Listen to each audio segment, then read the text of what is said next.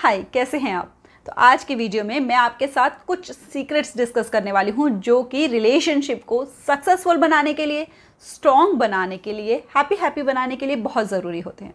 क्योंकि relationship successful है या नहीं ये हमें इससे तो पता नहीं चल पाता कि लव मैरिज करें कि अरेंज मैरिज करें, और हमें इससे भी नहीं पता चल पाता कि कितने साल एक दूसरे के साथ स्पेंड करने होते हैं जिसके बाद जाकर रिलेशनशिप सक्सेसफुल होता है। क्योंकि ऐसे बहुत से लोग होते हैं जो 30, 40, 50 या फिर ये कहो कि सारी ज़िंदगी एक दूसरे के साथ निकाल देते हैं, लेकिन वो भी उनका जो रिलेशनशिप होता है ना, उसके बावजूद भी जो आपस में उनका रिलेशनशिप होता है वो इतना स्ट्रांग नहीं होता। वो सारी की सारी उम्र ना या तो सिर्फ बच्चों की वजह से या फिर सोसाइटी की वजह से या किसी और तरह की डिपेंडेंसी की वजह से एक साथ गुजार देते हैं। तो बहुत सारे साल एक साथ रहकर भी ये डिफाइन नहीं होता कि रिलेशनशिप सक्सेसफुल है, और ना ही इससे डिफाइन होता है कि जो मैरिज है वो लव मैरिज रही थी या अरेंज मैरिज रही थी। तो इसका मतलब बिल्कुल क्लियर है कि देयर इज समथिंग एल्स, इन सब चीज़ों के अलावा भी कुछ है जो एक्चुअली कंट्रीब्यूट करता है एक रिलेशनशिप को स्ट्रॉन्ग बनाने में, एक रिलेशनशिप को सक्सेसफुल बनाने में। इस वीडियो में मैं आपके साथ कुछ ऐसे ही सीक्रेट्स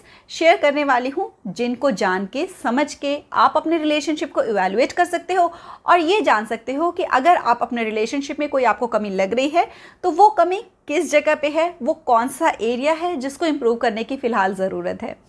तो रिलेशनशिप को स्ट्रॉन्ग बनाने के लिए जो सबसे पहला सीक्रेट है वो हम समझेंगे बहुत बड़े साइकोलॉजिस्ट रॉबर्ट स्टर्नबर्ग की ट्रायंगुलर थ्योरी ऑफ लव से। स्टर्नबर्ग की ट्रायंगुलर थ्योरी ऑफ लव के अकॉर्डिंग लव के 3 कंपोनेंट्स होते हैं, इंटीमेसी, पैशन एंड कमिटमेंट। और किसी भी रिलेशनशिप को फॉर एवर स्ट्रॉन्ग रखने के लिए, जिसमें कि हमेशा वो जो स्पार्क है वो बनी रहे, उसके लिए ये तीनों कंपोनेंट्स की ज़रूरत होती है। और इन तीनों को मिलाकर जो प्यार होता है उसको बोलते हैं कंज्यूमेट लव। यानी एक स्ट्रॉन्ग एंड सक्सेसफुल रिलेशनशिप में जो प्यार होना चाहिए उसका टाइप है कंज्यूमेट लव। तो कंज्यूमेट लव का जो सबसे पहला कंपोनेंट है वो है इंटीमेसी, जिसका मतलब है कि जो दोनों पार्टनर्स हैं वो एक दूसरे के साथ एक इमोशनल बॉन्ड शेयर करते हों, वो एक दूसरे के साथ मेंटली कनेक्टेड हों, एक दूसरे के सामने ऑथेंटिक हों, एक दूसरे के साथ खुलकर अपनी बात को शेयर कर सकें, एक दूसरे की फीलिंग्स को एम्पैथाइज कर सकते हों, एक दूसरे को समझ सकते हों और सुख दुख एक दूसरे का समझ सकते। मतलब कि दोनों जो हैं एक तरह से बेस्ट फ्रेंड की तरह हों, जो एक दूसरे से किसी भी तरह की बात जो है छुपाते ना हो और अपनी हर तरह की फीलिंग्स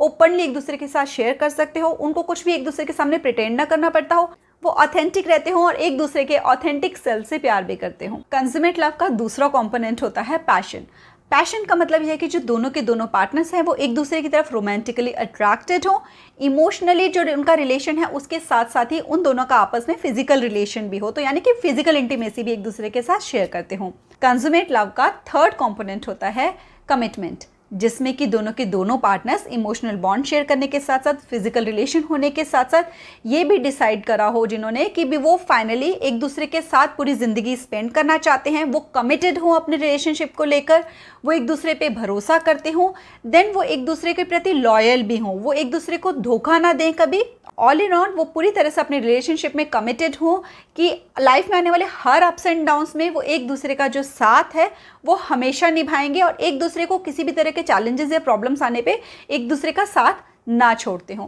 तो जिस रिलेशनशिप में ये वाला प्यार होता है जिसमें तीनों की तीनों चीज़ें होती हैं कि इमोशनली भी वो एक दूसरे के साथ कनेक्टेड हैं, फिजिकली भी एक दूसरे के साथ कनेक्टेड हैं, और ये जो दोनों के दोनों कनेक्शंस हैं इनको लाइफ टाइम निभाने के लिए वो हमेशा एक दूसरे के साथ रहते हैं और एक दूसरे के प्रति जो है लॉयल रहते हैं। तो जब ऐसा वाला प्यार रिलेशनशिप में होता है ना, यानी कि जब कंज्यूमेट लव होता है ना रिलेशनशिप में, तो वो रिलेशनशिप जो होता है सक्सेसफुल होता है। लेकिन जो ये तीनों कंपोनेंट्स है ना, ये तीनों रिलेशनशिप में लाए तो जा सकते हैं आसानी से, लेकिन इनको मेंटेन करना बहुत मुश्किल होता है। ऐसा नहीं है कि ये एक बार एक रिलेशनशिप में आ गए हैं तो अब फॉर एवर जो ये रिलेशनशिप है ये बढ़िया ही रहने वाला है, इसमें कोई प्रॉब्लम्स नहीं होने वाली। नहीं, क्योंकि लाइफ के साथ बहुत से अप्स एंड डाउन्स आएंगे, बहुत से चैलेंजेस आएंगे, लेकिन एक स्ट्रॉन्ग रिलेशनशिप वो होगा जो हर अप्स एंड डाउन्स में, हर चैलेंजेस को फेस करते हुए भी इन सब चीज़ों को मेंटेन रख सकेगा। तो इसलिए एक तो हमको हमेशा इन 3 चीज़ों का ध्यान रखना है और हमको हमेशा टाइम टू टाइम इस चीज़ को इवैल्यूएट करते रहना है कि इन 3 कंपोनेंट्स में से कहीं कोई ऐसा कंपोनेंट तो नहीं है जो हमारे रिलेशनशिप में मिसिंग है।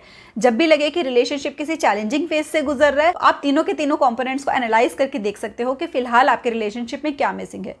इसके साथ ही एक चीज़ का जो हमें और ध्यान रखना है वो ये कि एक रिलेशनशिप में जब 2 लोग आते हैं ना, तो वो 2 लोग नहीं, वो 3 लोग हो जाते हैं। कैसे? एक आपका पार्टनर और एक आपका रिश्ता।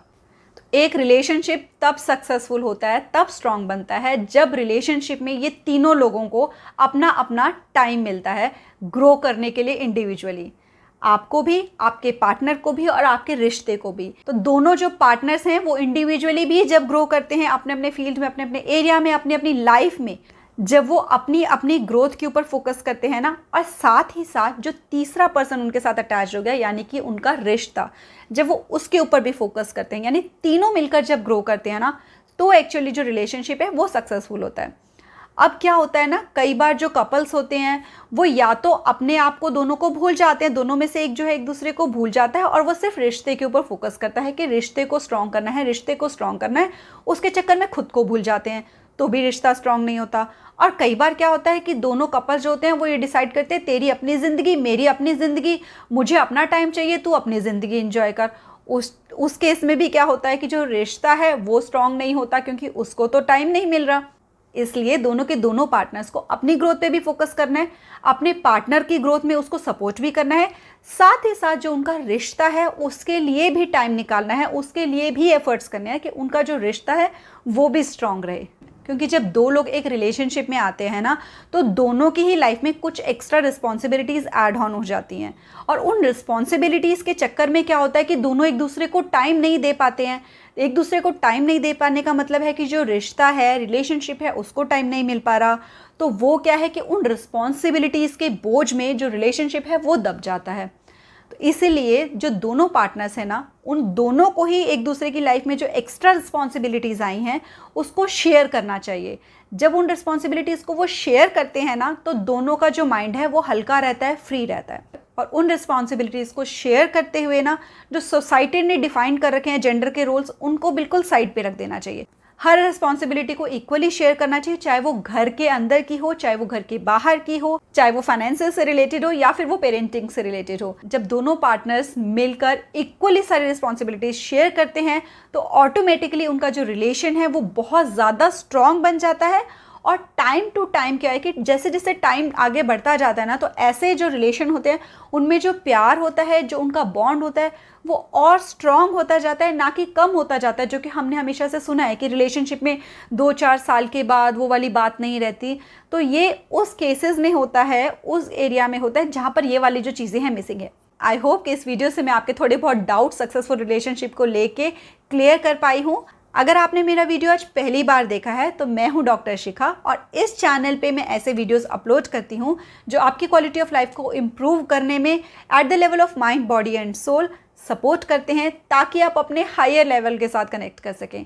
तो चैनल को सब्सक्राइब करके नोटिफिकेशन बेल पे क्लिक ज़रूर कर देना, ताकि आपको आने वाले वीडियोज़ की नोटिफिकेशन भी मिलती रहे और आप मेरी इस फैमिली का पार्ट बन सकें। तो मिलते हैं नेक्स्ट वीडियो में। Till then stay blessed, stay smiling, नमस्ते।